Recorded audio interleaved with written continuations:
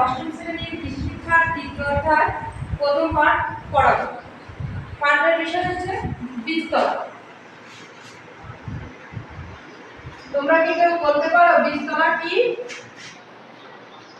যেখানে চারা উৎপাদন করে, বীজ বপন করে চারা উৎপাদন করা হয়। বীজ বপন করে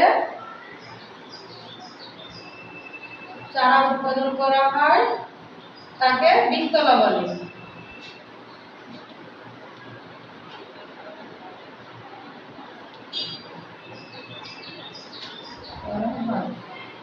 তাহলে বীজতলাটা কি? যেখানে বীজ বপন করে চারা উৎপাদন করা হয়।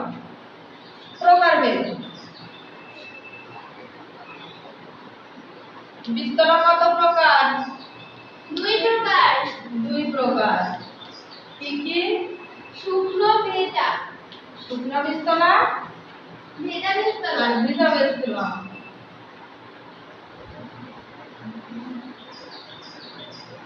বীজতলা হচ্ছে ভেজা বীজতলা।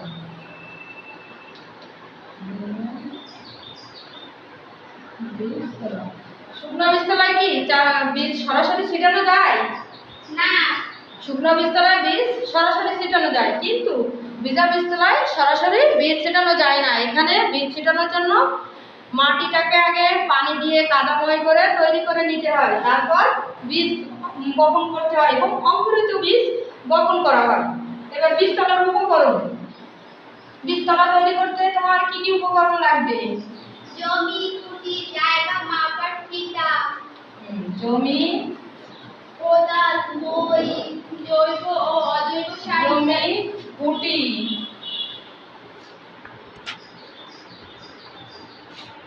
মাপার ফিতা,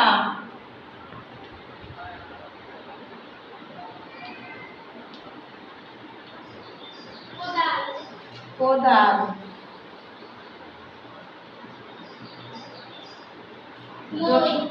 জৈব ও অজৈব সার এবং সার ইত্যাদি।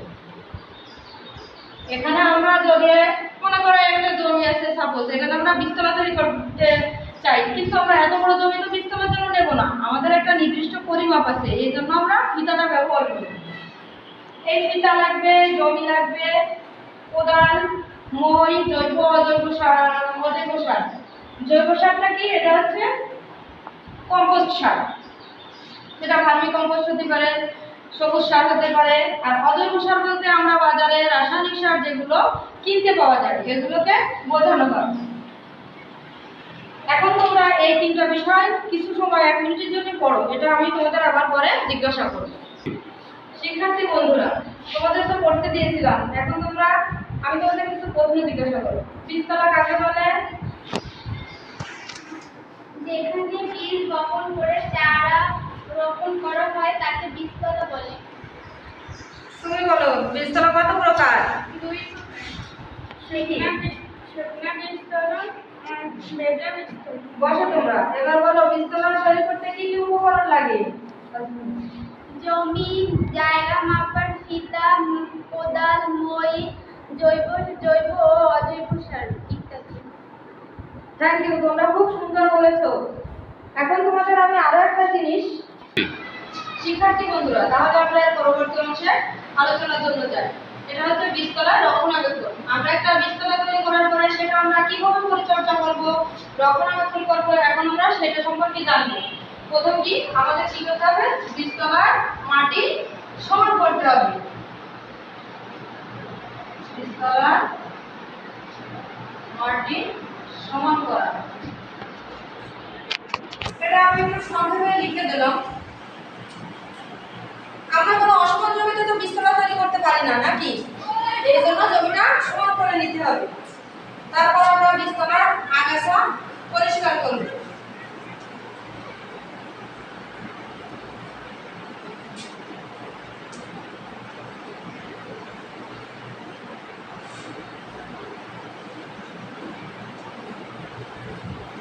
বীজতলায় কোনো আগাছা থাকলে সেগুলো আমরা পরিষ্কার করব।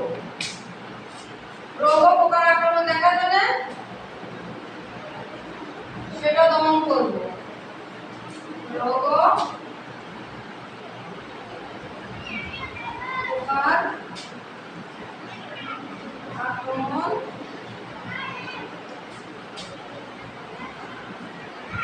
দমন করব। তারপর কি করব? সেচ দেওয়ার জন্য সারার ব্যবস্থা করতে হবে।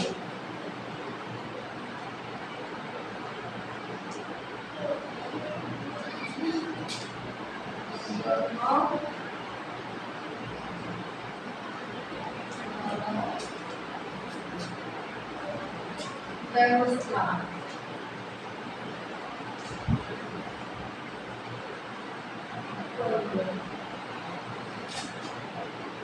গরু ছাগলে যাতে গাছের ক্ষতি করতে না পারে সেজন্য বেড়ার ব্যবস্থা করব।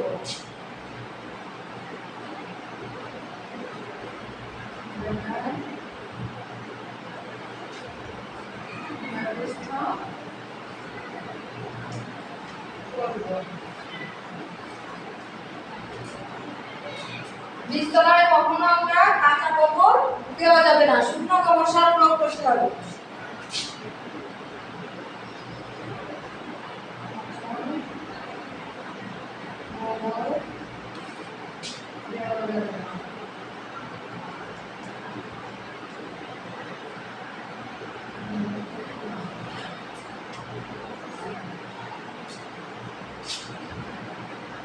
যদি আমরা গাছের রং হলুদ দেখি তাহলে আমরা কি করব? শতক প্রতি 284 গ্রাম ইউরিয়া সার প্রয়োগ করব।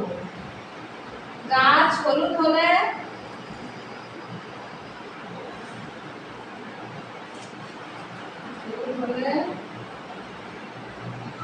শতক প্রতি 280 গ্রাম ইউরিয়া প্রয়োগ করব।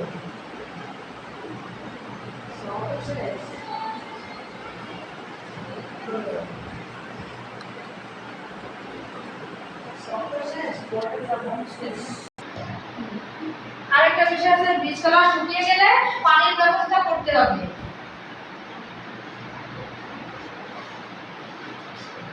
পানির ব্যবস্থা করতে হবে। তো এখন আমি তোমাদের এটা আবার নতুন করে ভালো করে বুঝাই দিই। বিষয়টা ছিল কি আমাদের বীজতলা রক্ষণাবেক্ষণ। আমরা বীজতলা কিভাবে যত্ন করব বা পরিচর্যা করব, রক্ষণাবেক্ষণ করব। আমাদের প্রথম কাজ কি হবে? বীজতলায় মাটিগুলো অসমান থাকলে সেই মাটিগুলো আমাদের সমান করতে হবে। তাহলে তোমরা সবাই দেখো বীজতলার রক্ষণাবেক্ষণ আমরা কিভাবে করব। প্রথম পয়েন্টটা ছিল আমাদের বীজতলার মাটি সমান করা। দ্বিতীয় পয়েন্ট আগাছা পরিষ্কার করা।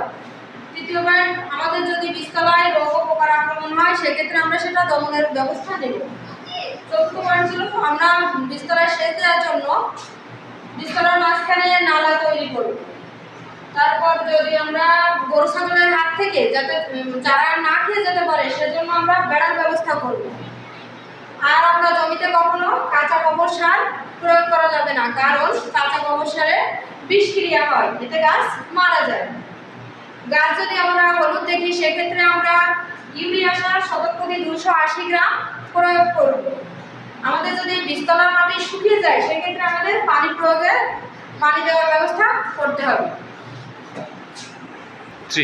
শিক্ষার্থী বন্ধুরা, তাহলে এটা তোমরা 2 মিনিট পড়ো। 2 মিনিট পড়ার পর আমি তোমাদেরকে এটা আবার পুনরায় জিজ্ঞাসা করব। শিক্ষার্থী বন্ধুরা, তোমাদের কি পড়া কমপ্লিট করা হয়েছে?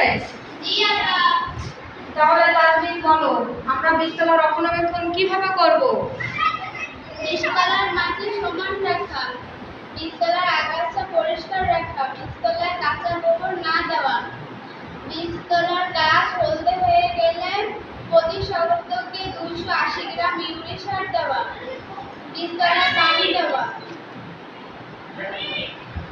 গরু ছাগল যদি না খেয়ে যায় তার জন্য বেড়া দেওয়া।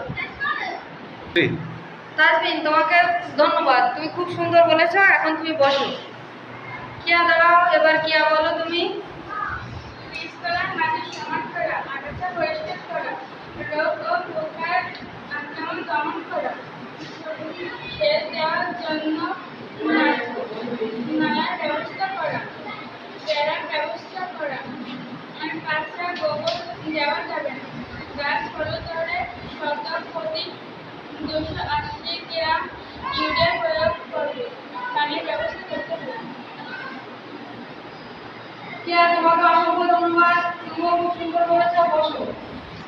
তো এখন তোমরা এটা বাড়িতে বসে আরেকটু ভালোভাবে রিভাইজ করবা। সামনের ক্লাসের দিন আমি এটা তোমাদের আরো ভালো করে বুঝাই দেবো। যদি কারো কোনো সমস্যা থাকে আমাকে বলবা, আমি সেখান থেকে আবার নতুন করে তোমাদের বুঝাই দেবো।